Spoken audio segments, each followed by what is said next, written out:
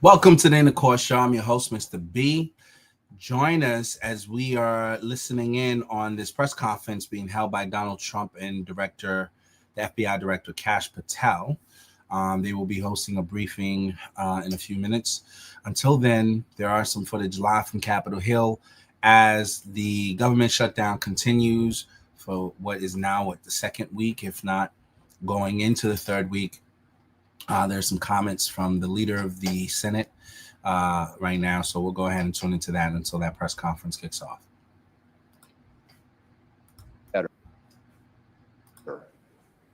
End quote for Senate Democrats.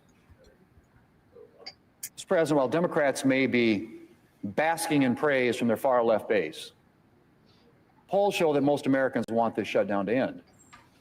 2/3 of voters think Democrats should reopen the government rather than hold out for their partisan demands.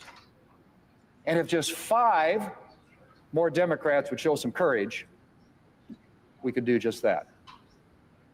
We need 5 more Democrats to say enough is enough, to put the American people ahead of the far left, and to support this clean, nonpartisan continuing resolution sitting right there at the Senate desk, ready to be picked up and passed today, put on the president's desk, signed into law, and the government reopens. If just 5 more Democrats would show some courage, we could do just that. So, Mr. President, 5 more votes, this bill could be on its way to the White House. As I said, President Trump stands ready to sign it. It is clean. It is nonpartisan. It has no policy writers, no partisan gimmicks. It simply funds the government for a foreseeable time to November the 21st to give us an opportunity to finish the appropriations process under regular order and to deal with the funding of the government in the way that it should be funded, in an open, transparent process that uses the committees under regular order, the Appropriations Committee, subcommittees, the floor, open to amendments. Again, I know that's a novel concept. That's a novel concept compared to the way the Democrats did it when they had the majority. Even though the Appropriations Committee did its work last year, 11 of the 12 appropriations bills were reported out, not a single one was brought to the floor of the Senate, because they like to negotiate behind closed doors with a handful of people deciding on behalf of everybody else. That is not the way this place ought to work, Mr. President. Troops need to get paid. Families need to get the help they need. All this uncertainty for the American people needs to go away. And we can get back to work on the things that really matter. But the question is, are Democrats interested in that? Or are they more interested in being cheered by far left groups at Saturday's rally? Well, I guess we'll see soon enough. Will today be day 15 of Democrat shutdown? We'll have another opportunity later today to vote on that bill sitting right at the desk. 5 more Democrats, it passes. It goes to the White House, gets signed into law by the president, and the government opens up. Will today be day 15 of Democrat shutdown? Or will it be the day we reopen the government and get back to the business of serving the American people? Mr. President, I yield the floor, and I suggest the absence of a quorum.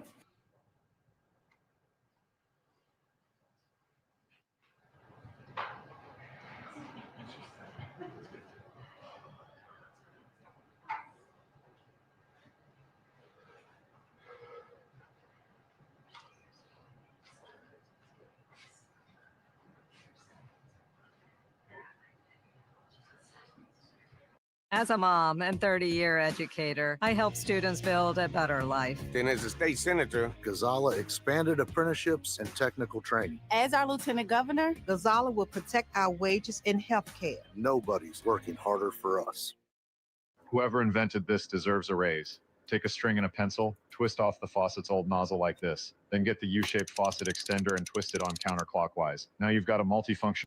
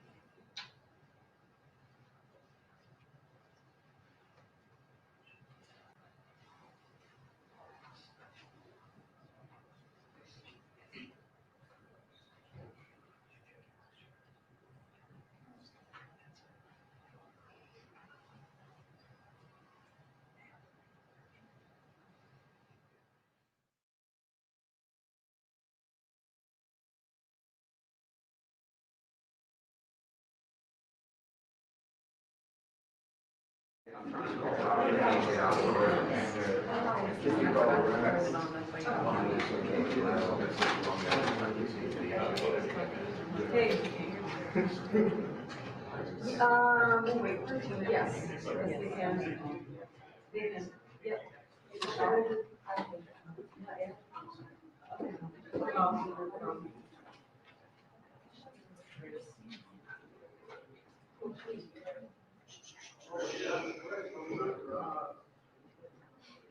Yep.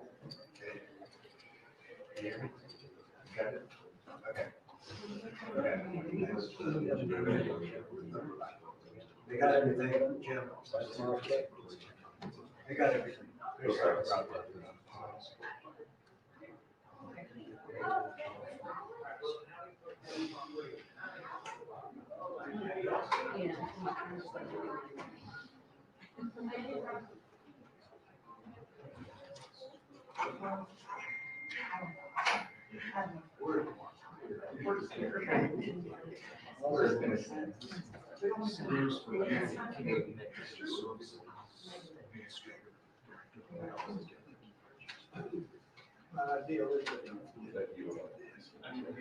Yeah, they work this way. Okay, this is about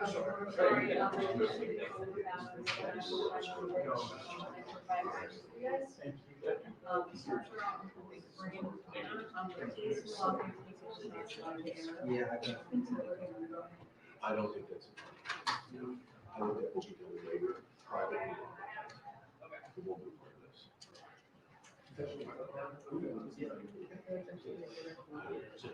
Me too. Correct, correct, physical output. So, yeah, that's, I don't, I'm not gonna speak yet. Okay.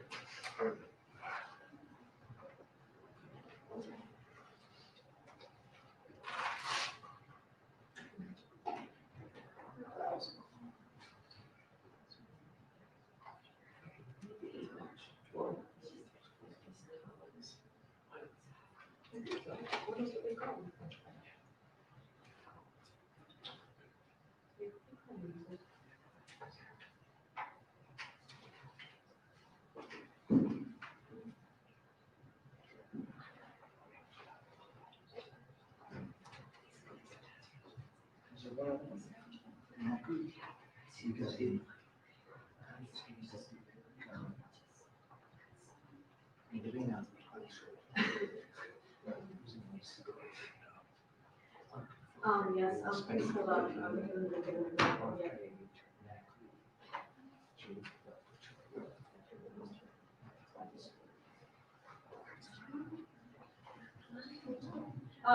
My committee cat doesn't know, so I can't take them yet.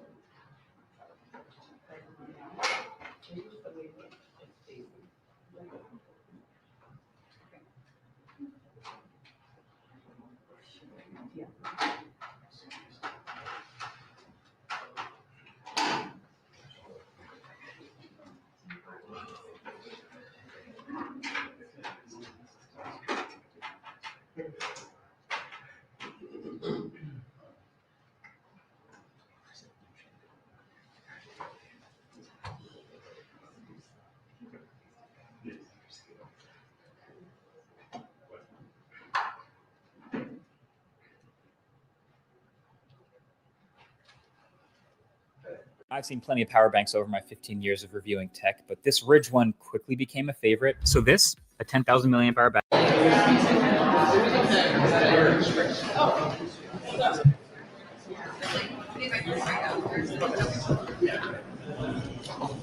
Good afternoon. I think the American people are wondering when the Senate Democrats are going to end their temper tantrum and vote to reopen the government. Every day that goes by, there are more and more Americans who are getting smaller and smaller paychecks, people who work for the federal government. Now, fortunately, the Trump administration has been able to make sure that our troops, our military gets paid for a while longer, but there are limits to what they can do. And you're already seeing, and I'm sure you're going to see more. There have been thousands of flight delays across the country, and the longer this drags on, the more of that you're going to see. So what the Democrats need to do is to vote for a clean, short-term, nonpartisan funding resolution sitting at the desk right now in the Senate. I've showed it to you before, 24 pages long. All they have to do, we pick it up, we vote on it today, we send it to the president signs into law, the government reads. It's been great. We make a lot of improvements to the White House, and we're doing that. One of the things you should be looking at is the Palm Court, because that's been totally redone. So we like to preserve and make better the White House, and that's really what's happened, and we're getting tremendous reviews, and we appreciate it. But we're here for a different reason. It's called Operation Summer Heat, which is an appropriate term in light of what we're doing. And early yesterday morning, I returned from the Middle East, where we celebrated a historic agreement to end years of suffering and conflict. Amazing. Every country came together. I mean, even the enemies came out and totally endorsed it. Everybody, I've never seen anything like it. Nobody's seen anything like it. And just as we are forging peace and stability abroad, we're also restoring peace and safety and stability at home. And you see that in Washington, D.C., maybe better than any place, because we got there, and within 12 days, it was very good. And within 30 days, it's been as safe as any city in the country. It's been great. Took out 1,700 people, got them out. These are career criminals in many cases, and people that shouldn't have been allowed in by the Biden administration. Historically, the summer months have been a time when violent crime soar, as you know, but not under President Trump. Today, we're announcing the results of a sweeping law enforcement effort known as Operation Summer Heat. We were in many cities that people didn't know about. We kept it a little quiet, and it had a big impact, and you'll hear that in a second. But over the past few months, FBI offices in all 50 states made crushing violent crime a top enforcement priority. And that's what they did, rounding up and arresting thousands of the most violent and dangerous criminals. And these are among the most dangerous and violent people in the world. They were allowed, in many cases, not in all cases, but in many cases, they were allowed in by a very foolish, actually stupid, open border policy. Just anybody could have come in.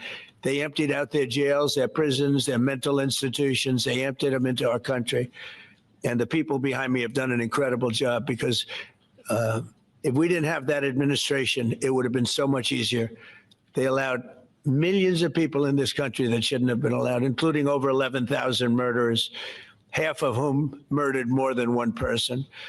And many of them are gone now, or they're put in prison because we don't want to have them come back. So we literally put them in our prison, which we don't want to do, but we bring them back to their countries. Working with state and local partners, the FBI arrested over 8,000 violent criminals during the course of this period. In major cities like in New Orleans, Nashville, we saw a 250% increase in arrests. And we really went after the bad ones. These include 725 individuals wanted for violent crimes against children and murderers. These arrests are in addition to the work of our historic federal task forces that Make DC Safe Task Force has been unbelievable. I mean, the job they've done, it's incredible. And it's been so nice because so many people, they're going out to dinner and they're having dinners. They didn't go out for 4 years. And now they're going out 3 times a week. The restaurants are opening, restaurants are full, and usually that means a lot of good things, but restaurants that were closed are now opening up, and everybody's happy. It's nobody's ever seen anything like it, actually, and everybody feels safe. You can have a child walk right through the middle of Washington, D.C., and nothing's going to happen. We were losing more than one person a week in Washington. They're being killed on an average of over one a week. The Make DC Safe Task Force has been incredible. And the Make Memphis Safe Task Force is having very similar results. It's much earlier, but we've been there for a week and a half, but I'm hearing the results are pretty incredible, and you'll hear about that. They're mobilizing more than 20 federal agencies for the largest law enforcement operation targeting violent criminals in American history. As a result of these efforts, violent crime declined nearly 20% nationwide compared to the same period last year. And it was the safest and most peaceful summer in 2 decades. And honestly, we haven't really even gotten going yet. If we didn't have to fight all of these radical left governors, we could have had Chicago taken care of, as an example. They had, in a short period of time, 4,000 murders in Chicago. And we have to listen to this man stand up and say that we're bad people. And the people of Chicago are walking around with MAGA hats. You have women, beautiful black women, walking around with MAGA hats. Please let the president in, and we don't care how he does it. They're not interested in National Guard or Army, Navy. Bring them in. Marines, bring in the Marines. They just want the crime to stop. And more so because of the success that we had in D.C. I think if we didn't have that success, nobody would even believe it. So I want to congratulate all of the incredible law enforcement professionals joining us today, especially Attorney General Pam Bondi, who's terrific, Deputy Attorney General Todd Blanche, who is a fantastic legal talent. He really is. He's a great guy, too. And, of course, FBI Director Kash Patel. They have worked so hard on this and other things. Since the start of the administration, the FBI has arrested over 23,000 violent criminals, more than double the number arrested in the final year of the Biden disaster.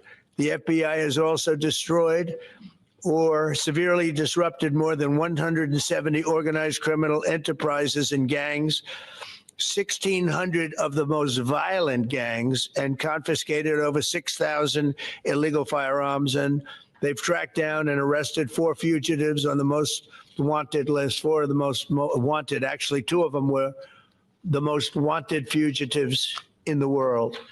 There's still much more work to be done, which is why the FBI continues to work alongside the Department of Justice, the Department of Homeland Security, and the Department of War to defend. And Pete Hegseth has been fantastic, by the way, on this too, on other things, but on this too. To defend law and order and combat violent crime, arrest illegal aliens, and make American cities the safest in the world. And when I campaigned, I talked about crime, but I never knew that we were going to get into it like we did. You know, I mean, I used to watch these cities with the murders. Chicago recently had one deal with. They had 11 murders in one weekend, and they said, well, yeah, but it was a holiday weekend. They actually told me that was the reason, like it was okay because it was a holiday. It was Labor Day. These people are the worst. They really have to. You better tell you what, the people in Chicago and the people in places like that can be fixed. At some point, it gets to where you can't fix it anymore. It's too far gone. And we have some cities like that. But these are great cities that can be fixed. I'm going to be strongly recommending, at the request of government officials, which is always nice, that you start looking at San Francisco. I think we can make San Francisco. There's one of our great cities 10 years ago, 15 years ago, and now it's a mess. And we have great support in San Francisco, so I'd like to recommend that for inclusion, maybe in your next group. You'll get great support. Every American deserves to live in a community where they're not afraid of being mugged, murdered, robbed, raped, assaulted, or shot. And that's exactly what our administration is working to deliver. I didn't realize I was going to make this such a big factor in the I didn't really campaign. I campaigned on crime, but I never thought we'd go into every city and take a really safe city that we've all been living with for years and make them safe. And now it's like a passion for me, and it's a passion for the people behind me. So I didn't get elected. I did get elected for crime, but I didn't get elected for what we're doing. This is many, many steps above it. I want to thank Stephen Miller, who's right back in the audience right there. I'd love to have him. I love watching him on television. I'd love to have him come up and explain his true feelings, but maybe not his truest feelings. That might be going a little bit too far. But Stephen, thank you for doing an unbelievable job. And the people of this country love you, I'll tell you, and they love what you say about crime and stopping crime. So now I'd like to ask Director Patel to say a few words, and then Pam and Todd also. And I just want to congratulate them. This is an amazing thing. And we're just at the start. We're going to go into other cities that we're not talking about purposely. We're getting ready to go in. And when they go in, like Kash as an example, told me that people didn't even know. 5 months ago, they went into Chicago, and they started doing a lot of work in Chicago. And we brought the numbers down a little bit. And but that really was just preparatory work for what we're going to do with the surge. We're going to have a surge of strong, good people, patriots, and they're going to go in, they straighten it all out. So a lot of these cities we're already working on, but we don't do it with a big flavor. But in a little while, you're going to see some numbers that you're not going to believe. And I think you'll probably start with Memphis, because I'm hearing the numbers are much quicker than we even thought possible. But again, D.C. it speaks for itself. Chicago is going to be okay. We're going to save Chicago. And I told you, and I told them, a very respected man, the head of the Union Pacific, said, "Sir, save Chicago. It can be saved." And the way he said it, it was like, can you believe it? We're trying to save Chicago. But I understood exactly what he wants, and that's what we're going to do. We're going to save all of our cities, and we're going to make them essentially crime-free, like other countries have crime-free. If you go all over the world, you go to the world, you hear Afghanistan and you hear all these different places. Our crime in certain cities is worse than anything they can even imagine. And we're not going to have that any longer. It's going to stop, and it stops right here. Kash, please. Thank you, Mr. President. What I'd like to do is just highlight some of the outstanding work that the men and women of the FBI have been doing. And thanks to your brave leadership and the mandate you were given by the American people, not only defend the homeland, but crush violent crime, you tasked us with our great partners at the Department of Justice and the Attorney General and the Deputy Attorney General to start making arrests and bring prosecutions and safeguard our cities. And you said it, this is just the beginning. In just 7 months, I hope the media takes a look at every one of these charts, because these are the best numbers for fighting crime in U.S. history, and it's only 7 months in.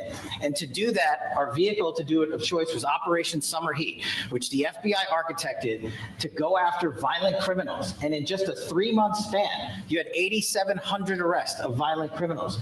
You had 2,200 firearms seized off the streets permanently to safeguard our communities. You had 421 kilograms of fentanyl seized. Just to put that in perspective, that's enough to kill 55 million Americans alone. You had 45,000 kilograms of cocaine seized, and thanks to our Department of Justice partners, you had 2,100 indictments in 3 months from June to September alone. Mr. President, that in and of itself would be historic for a 4-year presidency. You did that in 7 months because you let good cops be cops, and you partnered us with the right people at the Department of Justice to put the handcuffs on and bring him to court and put him in prison. And if that weren't enough, when you look at the year, for the entire 7-month period that we're talking about here, if you look at the past 4 years of the Biden administration, 16,000, 17,000, 15,000, 15,000. That's the number of arrests year over year of violent felons in this country for the Biden administration. Mr. President, in 7 months, you have 28,600 arrests of violent felons in just 7 months alone because of your leadership and the dedication of the men and women at the FBI who want to go out there and do the job they were prevented from doing because that department used to be weaponized and politicized. And this is what happens when you take out the fangs of weaponization. This number is historic by every metric. 28,000 people have been arrested, violent felons alone. And then when you go over there and look at some of these charts, if you don't mind, I'll just hop over here. Look at the metrics for not just violent crime, but the homeland. Mr. President, during your administration, the FBI has found and located 5,400 children. That is a 30% increase year to date over the last administration. Violent crimes against children arrests alone are up 10%. Gang arrests are up 210% in the last 7 months alone. And transnational organized crime, which Stephen Miller has been a great partner in, is up over 12% alone. These numbers are historic just as a snapshot. But just so people don't think we're focusing on violent crime alone, the national security mission, Mr. President, under your leadership has never been stronger. We have gone after espionage activities against our main counterparts in China, Russia, and Iran. In China alone, we've had over a 50% increase in espionage arrests alone and prosecutions. In Iran, we have had a 50% increase, again, in espionage cases. And in Russia, we've had a 33% increase in espionage cases alone. When it comes to counterterrorism, year to date, we have 125 arrests this year versus 100 last year, year to date alone. And when it comes to the cyber criminal activities, which are some of the largest enterprises plaguing everyday Americans, we at the FBI have put out a mission to go after cyber criminals like never before. Last year, they had in total 191. This year, you already have 252 arrests, 52 arrests of violent cyber criminals who are stealing from senior citizens, who are violating our children's rights and freedoms, and who are violating everyday Americans. These programs are record. And two of the things I'll finish with that I'm most proud of, Mr. President, this FBI, fentanyl. As you know, it's a scourge that is killing our youth, 100,000 plus a year. To date, the FBI has seized 1,900 kilograms of fentanyl. That's enough lethal doses to kill 127 million Americans alone, to date. And if that weren't enough, Mr. President, you said we have to go after the worst of the worst. And you empowered our Department of Justice, our Attorney General, Deputy Attorney General, and the Deputy Director at the FBI led the charge, not just on summer heat, but he also led the charge in the FBI's 10 most wanted fugitives. These people have been on the run for years. And in 7 months, you captured not 1, not 2, not 3, but 4 of the FBI's most top 10 fugitives, 4. And just to put that in perspective, Mr. President, the Biden administration captured 4 in all of 4 years. You're on 7. And we're going to get to 10. We're going to get to 10 of 10. This includes a lady who murdered her 6-year-old handicapped child and fled to India. We got her in 2 months. This includes a narco trafficker. This includes a sex trafficker. This includes another first-degree murderer and gangbanger. These people were on the run because of the prior administration's reckless policies that destroyed our communities. And you came in and with a mandate said, go after the worst of the worst. This is just the beginning. This is what happens when you let good cops be good cops at the FBI. Mr. President, I just want to thank you for your incredible leadership, our brave partnership with prosecutors who know how to bring cases and make sure these arrests stick. And that's what the Attorney General and the Deputy Attorney General have led the charge across this country, because arrests without prosecutions are meaningless. We are deterring criminals from doing this activity. We are preventing criminals from coming into America, and we are absolutely crushing violent crime like never before and defending this homeland, sir. And not to mention, I almost forgot this one. It took you, sir, 2 weeks to get the Abbey Gate bomber. Joe Biden had 4 years years to look for him. You got him in 2 weeks, thanks to the interagency effort by the FBI and the CIA, went to Pakistan, and now 13 brave warriors who were senselessly murdered because of the disastrous Afghanistan withdrawal. They have justice, their families have a peace of mind, and we're going to continue to find the others, Mr. President. On behalf of the FBI, sir, I just want to thank you. Thank you very much, Kash. Great job. Very good. Very impressive. Ken, would you like to say? President Trump, the men and women of law enforcement say two things to me repeatedly. First, you have taken the handcuffs off them and let them do their jobs, and you let cops be cops. That's why all this is happening. The director, the deputy director are working around the clock. All of these great men and women in the FBI, they have families at home, and they are working during a government shutdown right now. Many of them have small children. Many of them, I was talking to an agent this morning, many of them have babies at home, and they are working around the clock to not only keep our country, but our world safe. And that's what Operation Summer Heat did. Thank you, Director, and to the Deputy Director for everything you did on behalf of the Department of Justice, and you're going to continue to keep doing. And they set the stage for what we're doing in Memphis. You're going to hear a lot more about that, our joint task force next week, but they set the stage for Memphis. And last night alone in Memphis, there were almost 70 arrests. There were 12 guns seized, and there was a 70-year-old man arrested as a result of our operation in Memphis who raped a child under the age of 3. That one case makes everything we're doing worthwhile. So thank you all for being here on behalf of both of us. Thank you, President Trump. Thank you. Todd, you want to say something? Sure. Thank you. Thank you, Mr. President. So this is a great day. And I think there's stats that the director talked about, which are important, but I want to give 2 examples. I'm Winsome Earl Sears, candidate for governor, and I sponsored this ad. Would it take him pulling the trigger? Is that what would do it? And then you would say, Everybody in this room. The first is for over 4 years during the last administration, there was a hotel in a town, the middle of a town in Alaska, that was being run as a drug den. There were over 1,000 calls to 911 over 4.5 year period. There were multiple violent crimes, drug dealers, overdoses, and murders at this one hotel, ruining a community. Summer Heat went in there. It's not only arrested all the participants that were controlling the hotel, but seized the hotel. And so that's one example of what Summer Heat means to everyday Americans that just want to live in peace. The second example is a large narcotics trafficking group that was selling fentanyl in the state of Washington. They were shipping fentanyl and using commercial aircraft, putting fentanyl pills and powder in suitcases, flying them from the southwest border, mostly Arizona, all the way to Washington. It had been going on for an extremely long time, and the entire organization was arrested. And I say those 2 examples because it's easy to look at the board and see 1,000 arrests. How much different is our communities now compared to the past 4 years? But there's actual life examples. Every one of these arrests means that our streets are safer, and that's because of the work of this administration, of President Trump and Director Patel. So I will tell you, Attorney General Bondi and I are together every day with Director Patel, figuring out ways that we can continue to do this work, and it's not going to stop. Like the Attorney General said, and like the President said, this is just the beginning, or phase 1, or a start, whatever you want to say, but it will continue on. So thank you, Mr. President, and thank you very much, Director Patel. And Mr. President, just one last thank you from the men and women at the FBI. You found a way to get these individuals paid during a government shutdown, our 1811 agents. So on behalf of the FBI, it's a great debt that we owe you, sir. They're now allowed to pay for their families, so thank you. And the military. Good. that's right. Thank you. Okay, thank you very much. Any questions, please? Brian, go ahead.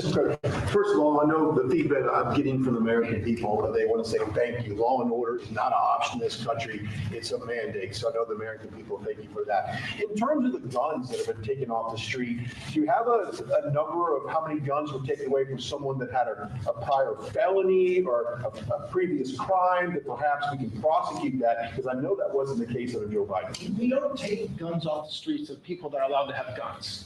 So every gun that we're taking off the street, it's because it belongs to somebody who is not allowed to have it. Could be a felon, could be somebody who hears illegally. There's all sorts of conditions. But if there's a gun taken off the streets by the FBI, it's because the person who has it is not allowed to. It's not somebody who's lawfully allowed to have it. So every single one of those guns were taken off of people that aren't allowed to have them. And not including the FBI, all of the other agencies. ATF alone since January 20th has removed over 25,000 illegal guns off our streets just since President Trump's been in office. And Mr. President, if I could follow up on that, could there be any further conversation to have national concealed carry applied to actual DC?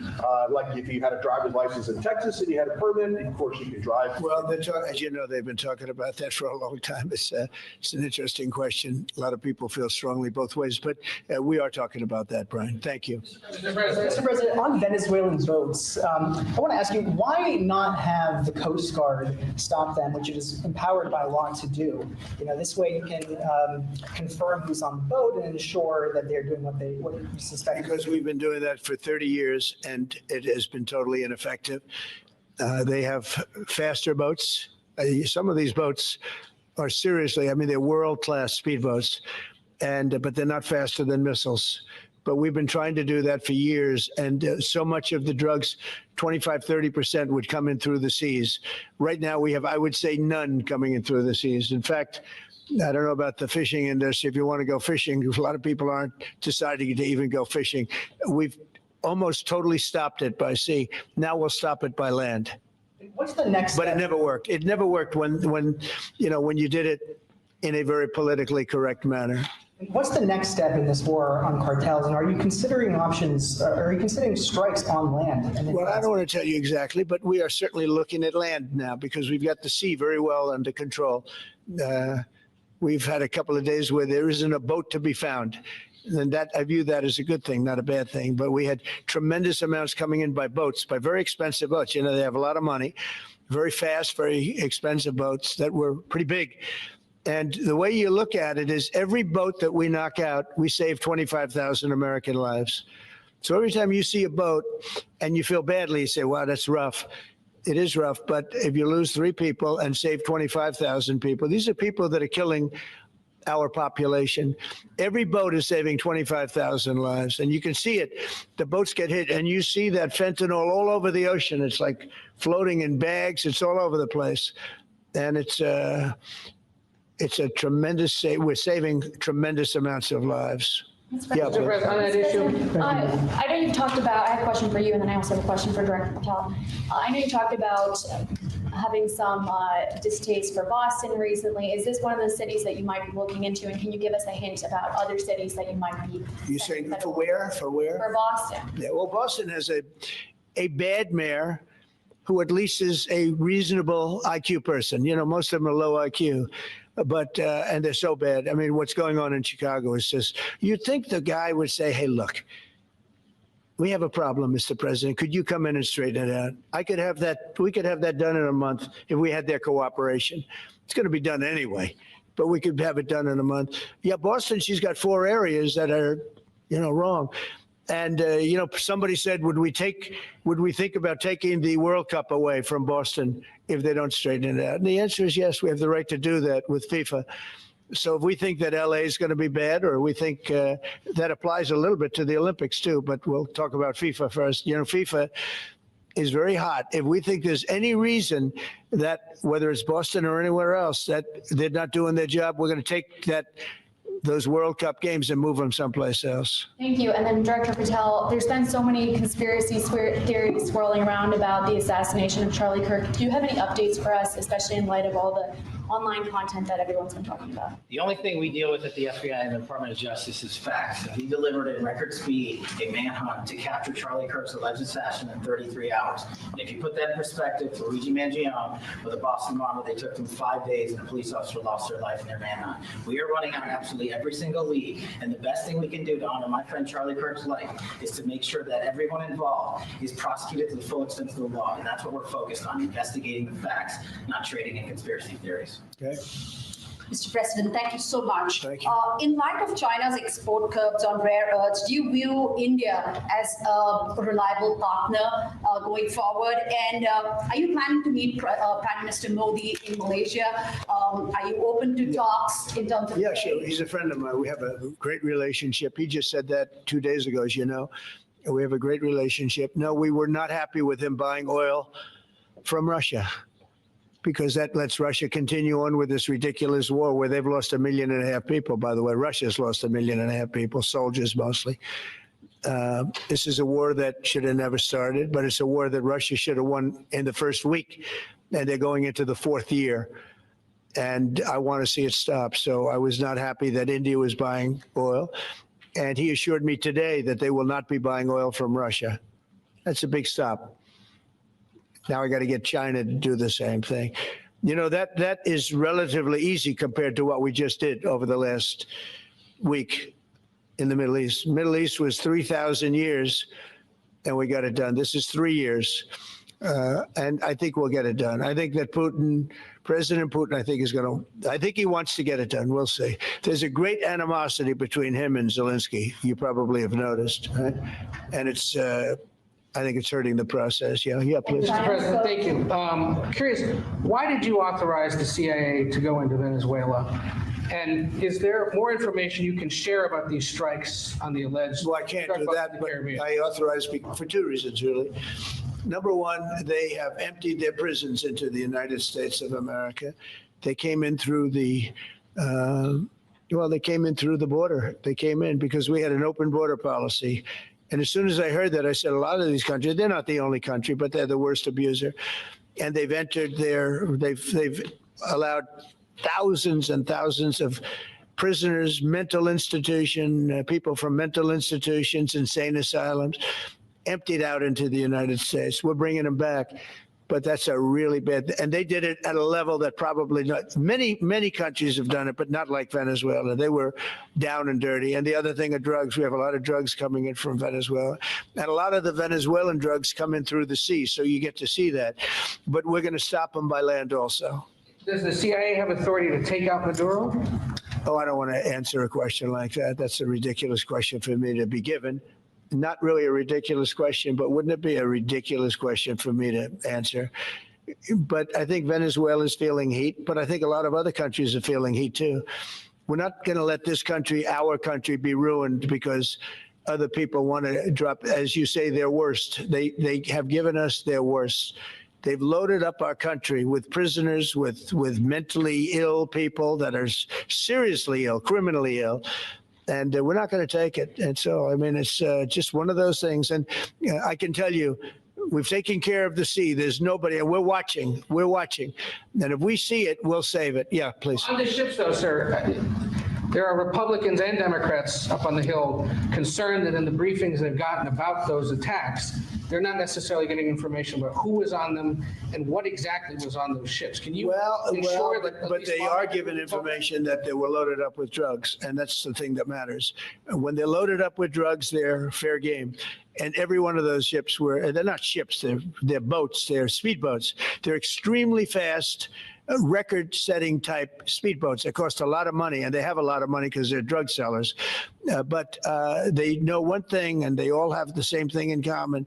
There's drug dust. They call it drug dust. They call it fentanyl dust all over the boat after those bombs go off, and you can take along. Attack them though that they're. We know before. We know when they go out. We know we have much information about each boat that goes out.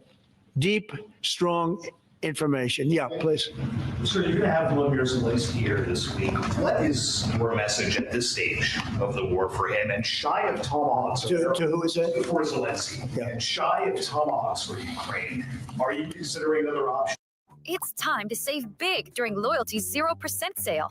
That means you'll pay 0 interest on your next car, which will save you thousands. Get 0% on Nissans, 0% on Volkswagens, and even 0% on Toyotas. Choose from over 700 new cars in stock, all with lifetime loyalties.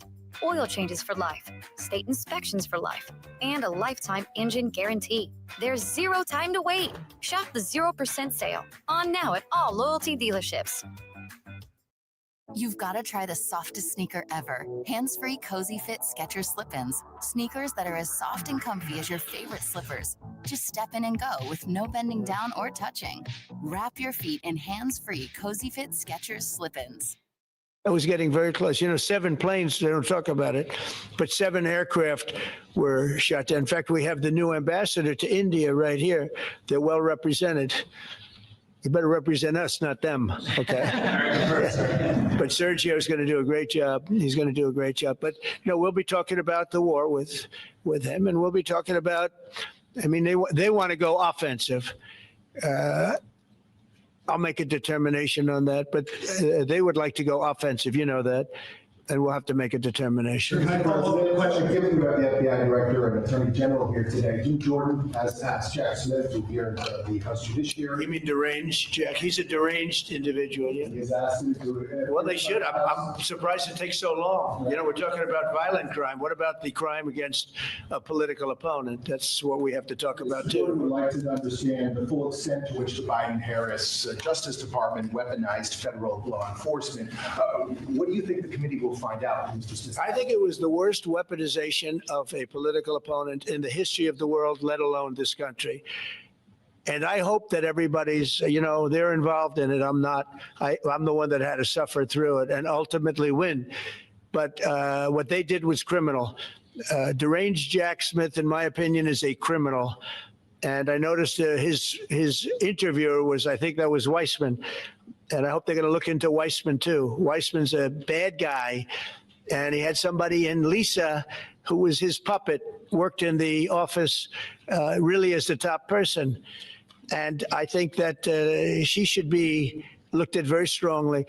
There was tremendous criminal activity having to do. If we don't have fair elections in this country, we're not going to have a country. And I've said it from the beginning, fair elections and borders. And we need also fair press. Because if you don't have fair press, it's very tough. And we've got the strongest border of anybody. Nobody has a border. We have a border where the numbers just came out again. You saw 0 people came in illegally. Now, we do take people into our country legally, but 0 people. But, you're talking about a different subject. You're talking about political crime. They have committed massive political crime. I hope they're looking at Shifty Schiff. I hope they're looking at all these people. And I'm allowed to find out. I'm allowed to, I'm, in theory, the chief law enforcement officer. But I have a very good, talented group. This is about something else. But I hope they're looking at political crime because there's never been so much political crime against a political opponent as what I had to go through. They raided my house in Florida. It was an illegal raid. I have a lawsuit that was doing very well. And when I became president, I said, I'm sort of suing myself. I don't know. How do you settle the lawsuit? I'll say, give me X dollars, right? And I don't know what to do with the lawsuit. It's a great lawsuit. And now I won. It sort of looks bad. I'm suing myself, right? So I don't know. But that was a lawsuit that was very strong, very powerful. They raided illegally my house in Florida, Mar-a-Lago. They went through the drawers of my young son. They went through all of the cabinets and drawers of the First Lady. She walked in, she said, wow, what happened? Because she's very meticulous, and this wasn't so meticulous. As she looked into the drawers and she saw everything a mess. It's what they did against a person that just got out of office. And then you look at these corrupt people. You look at Hunter Biden. You look at the signature. As an example, the Europen. I just signed so many different things. An admiral, a 4-star general. I'm signing them left and right, the commissions. And by the way, I want to compliment John Thune and also Mike, our great speaker. But John Thune, all of a sudden, I'm getting these things by the hundreds. I was getting one every 2 weeks. It would have been 4 years before you got them in more. So you would have had some that didn't even get in, all because of Democrat obstruction. So John Thune did a great job. I must have signed 200 into the administration. We're just about caught up. It's amazing. And so compliments to John. He had to do some things that were very tough to do that he didn't want to do, but he was forced to do it by the Democrats. And as far as the shutdown's concerned, this is a Democrat Schumer shutdown. And he's trying to do it to get relevance back into the party because he's a loser. I've known him all his life. He's always been sort of a loser, but an intelligent one. But I think he's losing IQ points with time. I think that happens. I hope it hasn't happened with me. I know if it did, you guys will let me know about it very quickly. And one question on violent crime, sir. Here in DC, a judge has given the two teenagers that beat up ex-Doge staffer Big Balls probation. It's incredible. And no jail time. Is this justice? Janine Pirro is doing a fantastic job, and she is beside herself because you have these radical left judges that they beat the hell out of this guy. And there was many people against this one guy who was really trying to protect his girlfriend. He didn't want his hooded over the door but they really beat him up badly. That just happened, right? Yeah. Wow, that's terrible. I think the judge should be ashamed of himself. That's a big problem. You know, they can do their job and then they go into a court and the people are protected by these, I don't know where they come from. Where do these people come from? Where do the judges come from?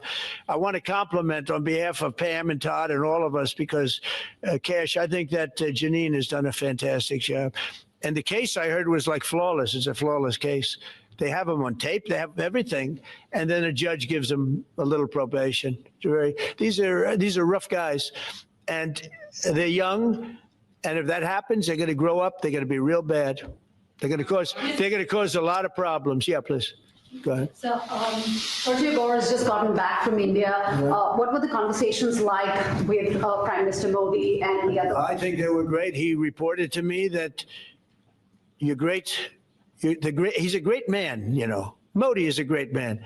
That he loves Trump. Now, I don't know if the word love, I don't want you to take that any different. I don't want to destroy his political career, okay?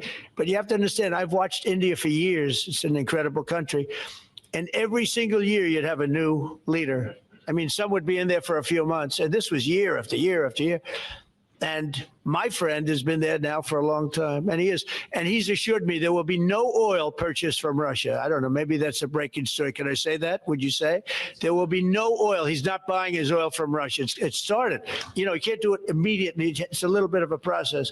But the process is going to be over with soon.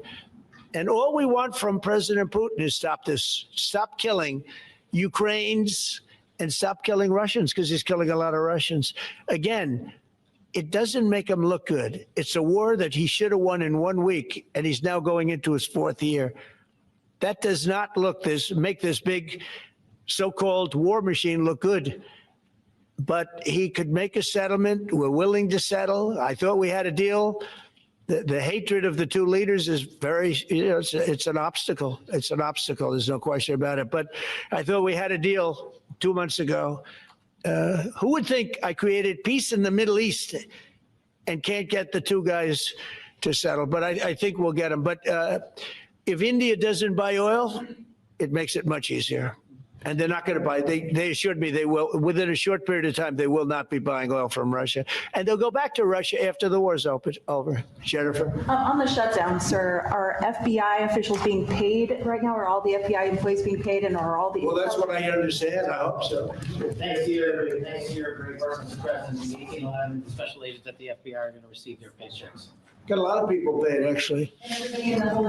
We got the people that we want paid, okay? And we want the FBI paid, we want the military paid. We got the people that we want paid. And I'll tell you, the Democrats, they don't talk about this. You know, we're getting rid of programs that we didn't like, but that were negotiated in, but that we didn't like. We're terminating those programs, and they're going to be terminated on a permanent basis.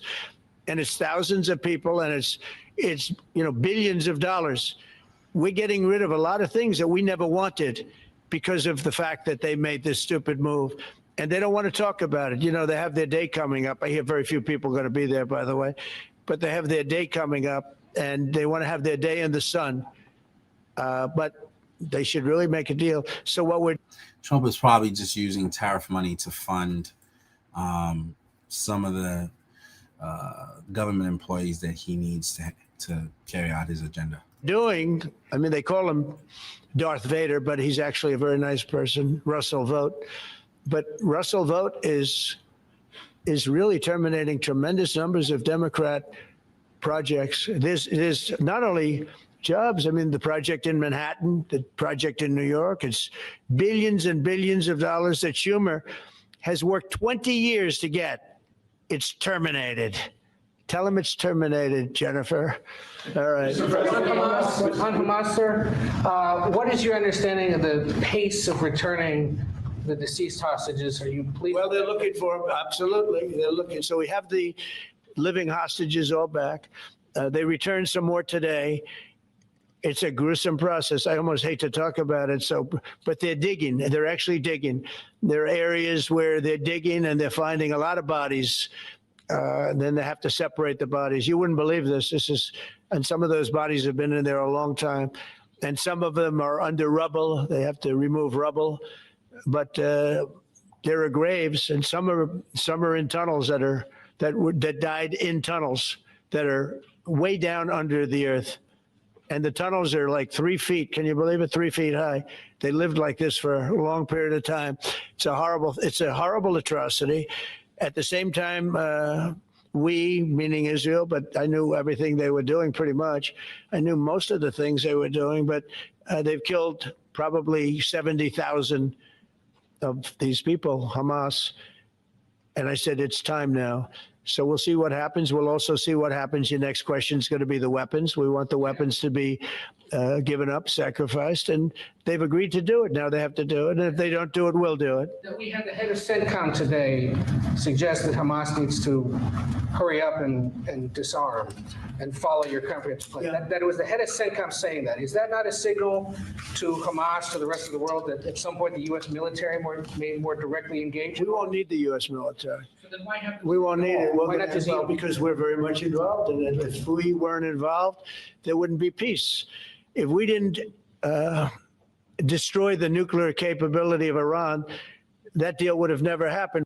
This Friday, Julia Roberts delivers the performance of her career. I did not do this. You did this to yourself. After the Hunt is a sharp, provocative thriller that will keep you glued to the screen from beginning to end. Not everything is supposed to make you comfortable. After the Hunt, rated R. This week on Detective Michael and Son. Detective Michael and Son. Trend, heating. What do we got? I think the heater's broken. Check it. Negative. Furnace is down.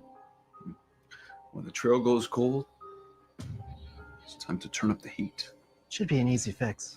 I can't. We can. You don't have to be a detective to know that Michael and Son can solve all your heating problems. If you can't, we can. Michael and Son. B2, I noticed it on the desk. I always thought it was beautiful, but I never understood it. Now I understand it. It took in hundreds of thousands of bombs in the form of two, but hundreds of thousands of pounds of bombs. And every single bomb hit perfectly. Then they sent Tomahawks in. They sent 30 Tomahawks on top of it. And that was totally, CNN said, well, maybe it wasn't as bad as, as Trump said, because I said obliterated. Obliterated is not a strong enough word, actually. And you saw the Atomic Energy Commission came out and said the word obliteration is very, very, think of it. They came in under potential fire. They entered Iran airspace late at night, in the dark, no moon. The moon was low for a reason, was what time we picked it. You couldn't see anything. And they hit every target, and they weren't hit. Nobody saw that plane. That plane is stealth. Nobody saw it. The problem with that is it may be stealth today, but tomorrow it won't be. And we just ordered about 20 brand new B-2 bombers. It's unbelievable as a weapon. I know Putin, when I was riding with him in Alaska, we passed a lot of them. And he said, that really did the trick. I said, yeah, it did. It's amazing. The flying wing. But you still foresee no reason for the U.S. military to get involved in Gaza? No, I don't see that. No, I think we're going to handle it very well. We'll be helping Israel. But we have other countries that are now. We signed, many countries signed. And many of those countries relatively are very strong military powers. And Hamas has no support. See, Hamas had the support of Iran. And now Iran says, don't get us involved.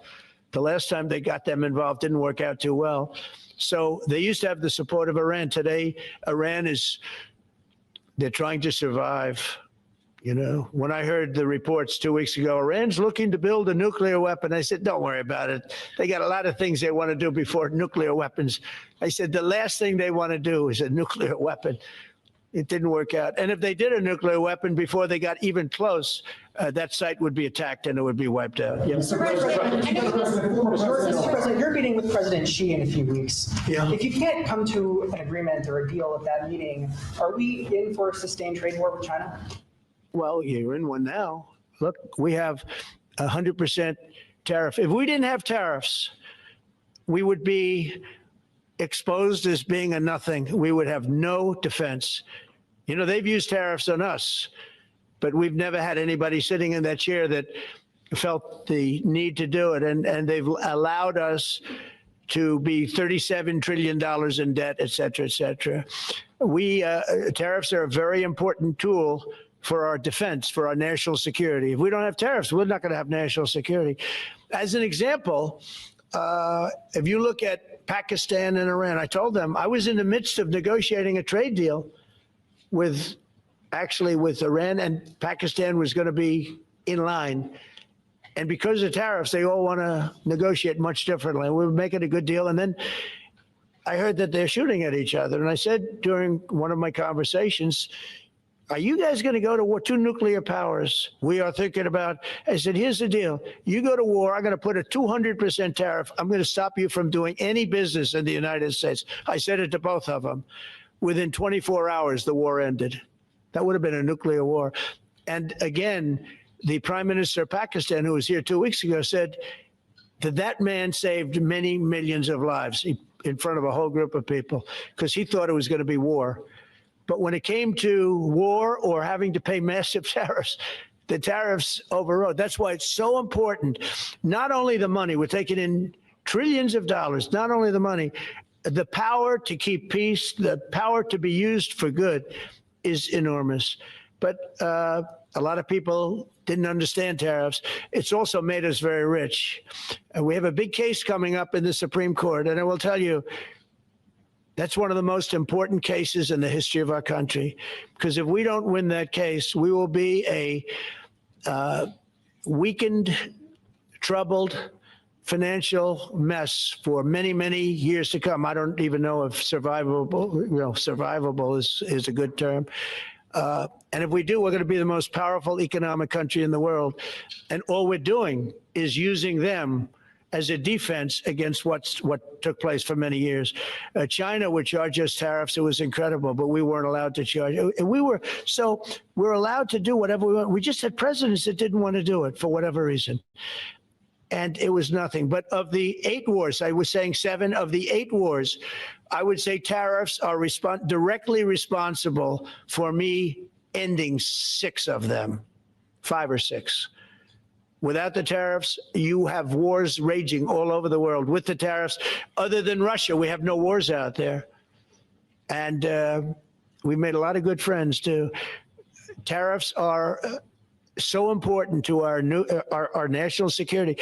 If we don't have tariffs, we don't have national security.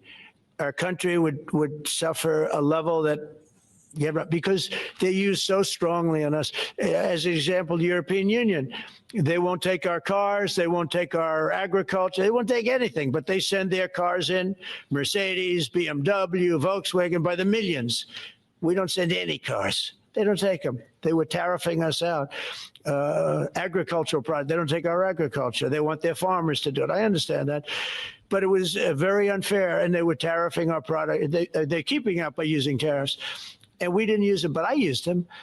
And now we made one of the great deals with your $650 billion they pay us. And we've evened it out. It's really a good thing to see. And you have to understand, they've all signed. Japan, South Korea. I mean, South Korea, $350 billion up front. Japan, $650 billion. And they've all agreed to it. They're all happy. But before, it was a total ripoff. And if we don't have the use of tariffs, we have no national security. This country will have no financial security, will not have national security. And the people that brought the lawsuit are people that are aligned with foreign nations that are now being treated fairly, as opposed to just ripping us off and ripping us asunder.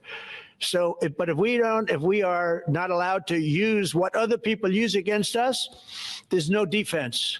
It'd be a disaster for America. That's why I think I'm going to go to the Supreme Court to watch it. I've not done that, and I had some pretty big cases. I think it's one of the most important cases ever brought, because we will be defenseless against the world. Okay. Did you have one? Yes, please. Thank you, Mr. President. I want to ask you about the Georgia Senate race. I know it's very early, but there's several Republicans in that field that are vying for your endorsement. A lot of good people in that field. Yes. I know all of them, actually. I haven't made a decision on that, but you have some very good people in the Georgia Senate race. Well, Governor has endorsed. No, I know. The governor has. He's spoken to me about it a lot. He likes that candidate a lot. And I understand that. I haven't made a decision yet. But I'm following that race very carefully. I think it's very important for Georgia to get a real senator, because the senator they have now is a horrible senator. He allows all the crime, all the borders. You have open borders. I mean, his whole philosophy is a disaster. That's not representative of the people of Georgia. I know the people of Georgia. I won Georgia 3 times, but they say twice. Okay. I won it very big the last time, and I won it big the first time, and I won it big the second time, but we had criminals that didn't allow. I mean, I hope they're going to go into that. I hope they go into the votes which are being stored in Fulton County and take a real look at those votes, okay? Because I won it the second time too. But I know Georgia very well. I love Georgia. Those people are great, and they deserve a good senator, because the man they have now is a weak, ineffective person. Okay. Mr.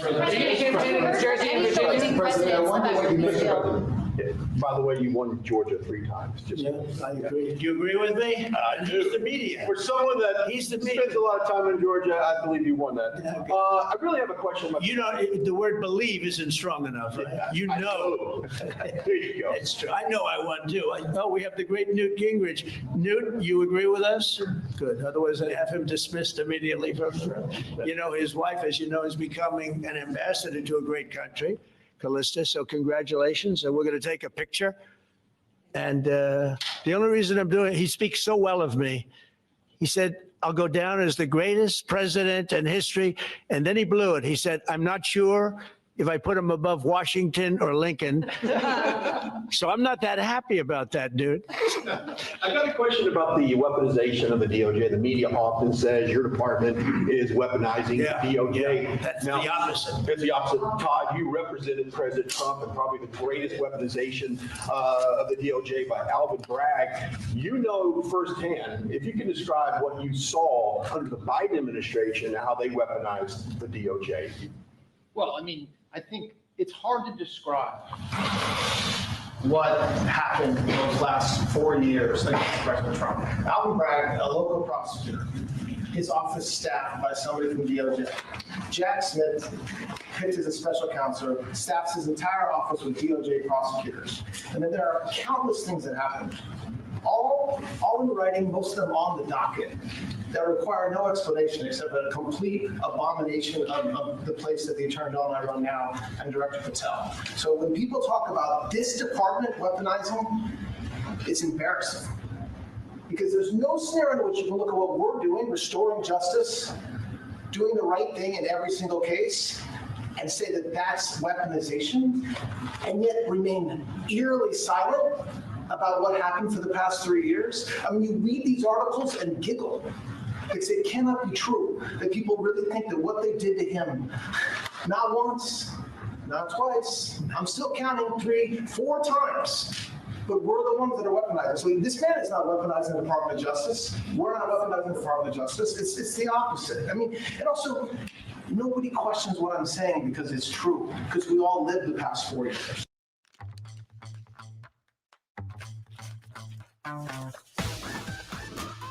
Fake news. And, oh, he's weaponized. And he wants to send them to prison. He wants all these. They indicted me like 5 times. I took a mugshot. Who would have thought it turned out to my favor? Because it was a good shot. But I had to take a mugshot. It's right out there in the door. New York Post, front page of every paper in the world. I had a mugshot. They wanted to send me. Nobody says that. They say, he's acting very, very tough. He's acting unfair. Let me tell you, if they've been nice to anybody, it's to those criminals, because they are so good having to do with all of the things we're talking about today with violent crime. But if anything, I think this Justice Department has been so respectful of the law, because the other Justice Department with Rita or Lisa and all of that scum, real scum, what they did to the political opponent of a guy that has a seriously low IQ. Now, in his case, it was low based on his career, but it got real low, okay? It was descending rapidly. But what they did to go after his political opponent is legendary, worse than any third world country, banana republic. And what we're doing is nothing. Are you kidding? Nothing. They write stories. Why aren't they doing this? And we'll leave. I don't have to leave it up to them, but I choose to at this moment, at least. But there's never been anybody treated in the history of politics. You know, they say the two worst treated presidents by the media, et cetera, was that man right there, the late, great Abraham Lincoln, and this guy right there, Andrew Jackson. They say Andrew Jackson was treated terribly. They give him number one and number two, but that was before I came along, Newt.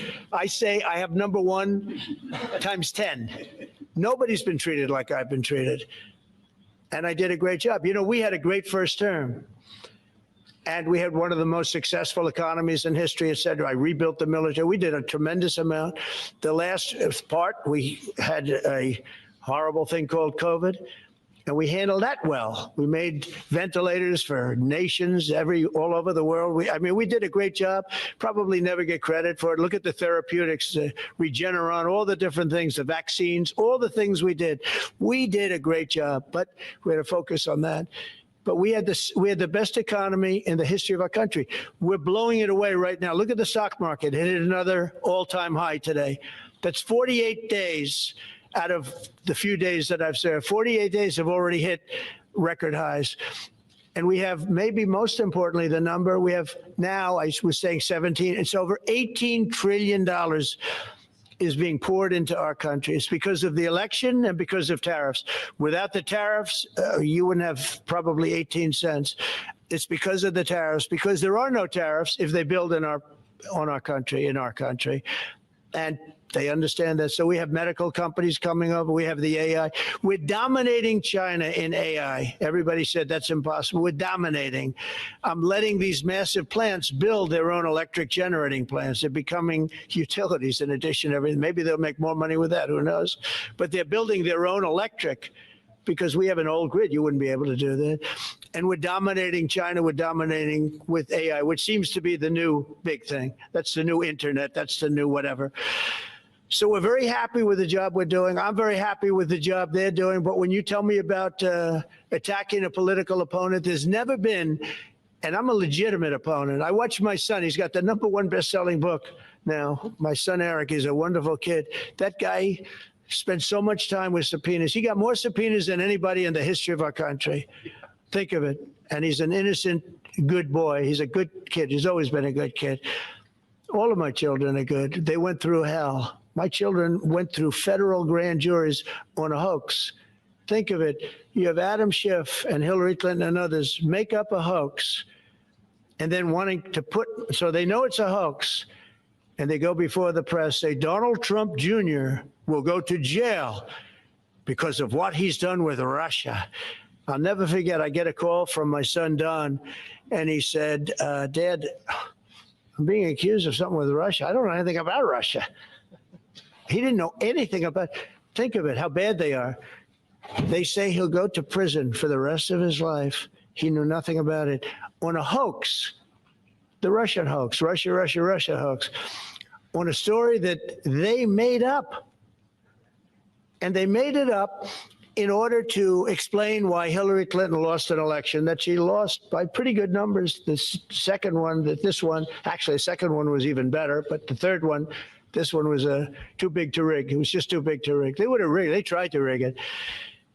But think of it. They want to send my children to jail, but they were after Don in particular.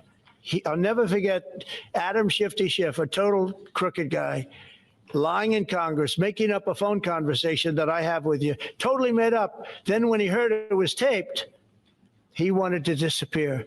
And Nancy Pelosi went crazy because they wanted to impeach me based on the conversation that was made up. When they heard the tape, everybody, you know, I won it unanimously in the Republican Party. I got every single vote, something that never happens, and I beat it. But think of it, they want to put my son in jail for something that they made up. So they know they made it up. And they say he will serve the rest of his life in prison. These are sick, bad people. And don't tell me about us going after them. If anything, we've been very, very soft. I wouldn't be that soft, I'll tell you that. Thank you very much, everybody. Thank you, guys. Thanks, guys. Thank you. Thanks, guys. Thank you very much. Thanks, guys. Let's go. We got you. Thanks, guys. Let's keep going. Thank you. Thanks, guys.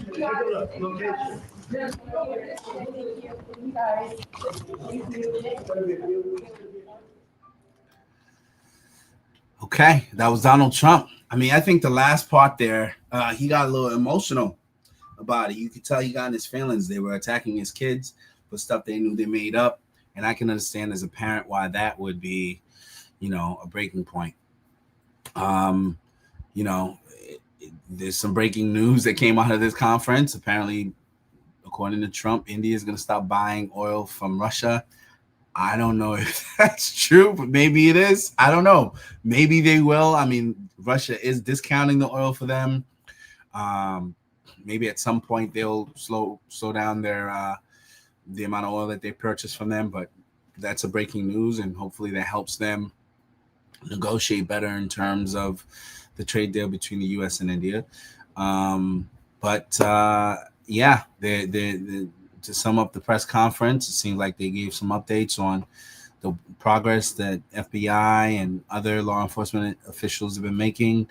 And then Trump took some questions, you know, specifically speaking to whether or not he's weaponizing the State Department, which I think there's some